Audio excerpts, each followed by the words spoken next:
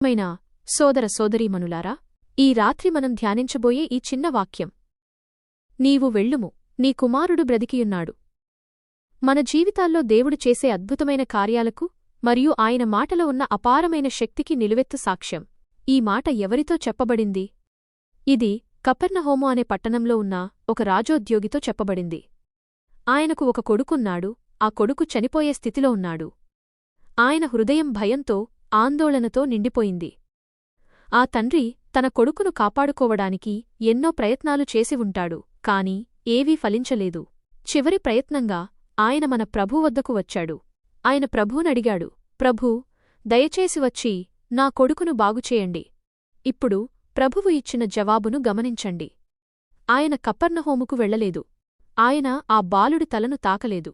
ఆయన కేవలం ఒక్క మాట అన్నాడు, నీవు వెళ్ళుము, నీ కుమారుడు బ్రతికియున్నాడు. ఇక్కడ రెండు ముఖ్యమైన అంశాలు ఉన్నాయి. 1. ఆజ్ఞలో ఉన్న అధికారం, అథారిటీ ఇన్ ద కమాండ్. ప్రభు మాటలో ఎంత అధికారముందో చూడండి.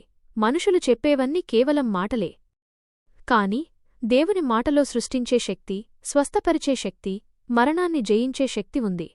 ప్రభువు ఆజ్ఞ ఇస్తే ఆ ఆజ్ఞ ప్రకారం జరిగి తీరుతుంది. ఆయన మాట సత్యం, ఆయన మాట శాశ్వతం. మన జీవితాల్లో కూడా రోగాలు ఉండవచ్చు, అప్పులు ఉండవచ్చు, కుటుంబ సమస్యలు ఉండవచ్చు.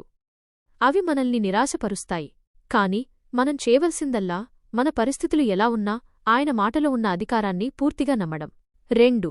నమ్మకం చూపిన ప్రతిస్పందన, రెస్పాన్స్ ఆఫ్ ఫేత్. ఆ రాజోద్యోగి ఏం చేశాడు? ఆయన ఒక గొప్ప కార్యం చేశాడు. అతడు ప్రభువు చెప్పిన మాట నమ్మి వెళ్ళెను. అతను చూసి నమ్మలేదు. తను ఇంటికి వెళ్ళి తన కొడుకును చూసే వరకు వేచి ఉండలేదు. ప్రభూ మాట విన్న వెంటనే ఆ మాటను తన హృదయంలో అంగీకరించి తక్షణమే వెళ్ళిపోయాడు. అది నిజమైన నమ్మకం.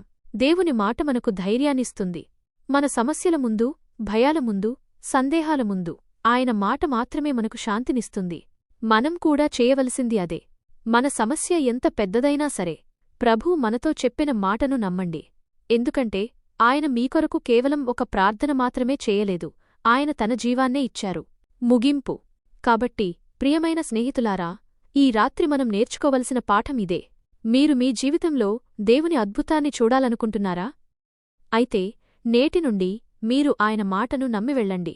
మీ పరిస్థితులను ఆయన చేతుల్లో ఉంచండి మరియు ఆయన మీకు సెలవిచ్చినట్లుగా, నీవు వెళ్ళుము, నీ కుమారుడు బ్రతికియున్నాడు అని ఆయన మీతో కూడా చెప్తున్నాడని విశ్వసించండి. మీ సమస్య పరిష్కారమయ్యింది. మీ రోగం స్వస్థత చెందింది. మీ భయం తొలగిపోయింది. మీరు చేయవలసింది ఒకటే, నమ్మకంతో అడుగువేయండి.